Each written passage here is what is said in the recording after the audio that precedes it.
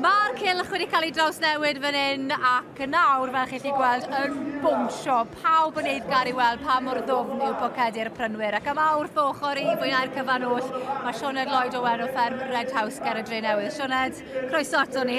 Mae'r pencampwyr ar fi'n cyrraedd y cylch erbyn hyn, ond fel un sydd wedi cynnal a digwyddiad Cymdeithas Defaid ar eich fferm chi, mae'r diwydiant yn amlwg yn agos iawn at eich calon chi.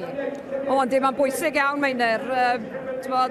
Yndi, mae'r diwydiant Defaid yn bwysig iawn i ni fel teulu, ac oedd yn anrhydedd i ni gael cynnal yr NSA Welsh Sheep nôl llynedd. Oedd o'n fraint ac yn anrhydedd i ni gael yn gofyn, ac yn falch iawn bod ni wedi wneud o hefyd. Ac yn ddigwyddiad llwyddiannus iawn, o'n i yno, nes i fwynhau mas draw. Do, o'n i'n gwybod beth ysgol, oedd o lot o waith i baratoi, ond mor falch. Mae'n diwrnod nawn ni byth anghofio. Oedd na rhyw 6-7 mil o bobl wedi dod na, ac oedd y tywydd yn fendigedig, ac yn mynd i dymuno ddim gwech oedd wedi gwir. Wel, drychwch ar y dorf sydd wedi ymgasglu nawr.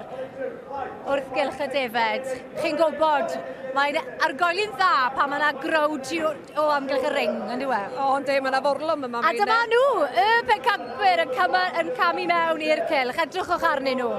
Mae'n neis iawn dyn nhw fyd. O Dingley. O eiddo teulu'r Gitos, fferm Bryndi, Powys, chwarae teg iddyn nhw. Beltex, 2 gwrw iddyn nhw, 2 wrw ydyn nhw. Felly, mwy na thebyg, mynd at y cigydd fydda nhw. Ie, dyn nhw ddim i fath. Nawr te, sy'n mae'n mynd? 48.5 kilo. 300 o bunnoedd. Mae'n mynd. 500? Hwna'n arbennig. 360 oedden nhw llynedd. Dyna mynd i gorffen to. 500 a hanner. 600 o bunnoedd. Hwna'n anhygoel, Sioned. Arbennig. Arbennig, yndi. Y record yw 3,400 y pen. Ond fawr, oedd hwnna'n eithriadol ac yn unigryw, dwi'n meddwl. Oedd, yn hollol. 620 y pen, mae rhaid ni gofio hynny.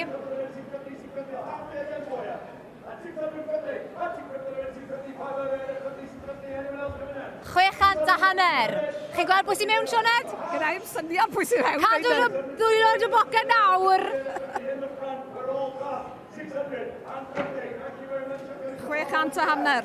Farm Fresh wedi ennill y big fyna am 600 a hanner. Llongyfarchiadau mawr iddyn nhw'n cefnogi'r diwydiant amaethyddol. Yndi, chwarae teg iddyn nhw. Nawr te, mae dan i'r gil wobr yn y cylch.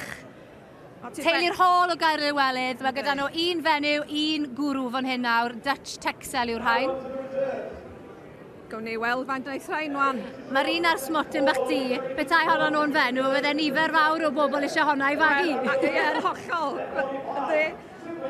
Mae nhw smart yn dydyn nhw, a mae'r halls yma, mae nhw'n deulu enwog iawn, wedi hen arfer magu ar gwerthu yma. A Joanna Hall wedi dod yn famgu am y tro cyntaf nôl y mis Awst. Felly, cael flwyddyn i'w chofio. Wel, yndi wir. 45 kilo.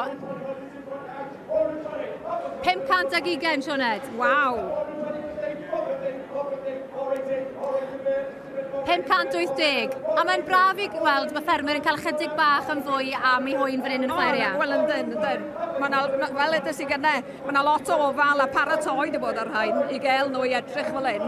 Diolch yn digwydd fel y gadael nhw allan o'r cae, mae nhw wedi cael eu trimio. 500 a hanner.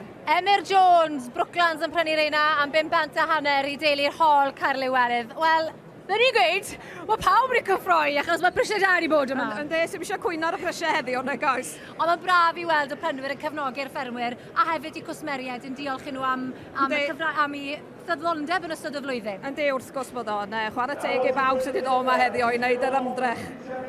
Braf gweld y diwydiant amaethyddol nawr yn Cylch y Defaid yn gwenu o glist i glist.